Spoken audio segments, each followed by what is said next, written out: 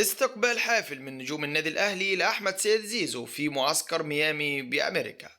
استقبل لاعب النادي الأهلي الوافد الجديد أحمد سيد زيزو بحفاوة كبيرة فور وصوله إلى معسكر الفريق المقام حاليا بمدينة ميامي الأمريكية، استعدادا لخوض منافسات بطولة كأس العالم للأندية. وكان في مقدمة مستقبلي اللاعب قائد الفريق محمد الشناوي والنجم إمام عاشور وأشرف بن شرقي، حيث حرص الثلاثي على احتضان اللاعب والترحيب به بمجرد وصوله إلى فندق إقامة الفريق الذي يبعد حوالي 45 دقيقة عن المطار.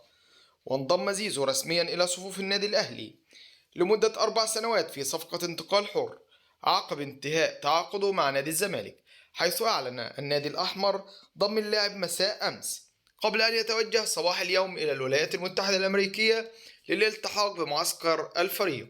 وعقب وصوله خضع زيزو لتدريبات استشفائية للتخلص من آثار إجهاد السفر، فيما تشير التقديرات إلى غيابه عن مواجهة الأهلي الودية المقبلة أمام باتشوكا المكسيكي والمقرر لها غدا.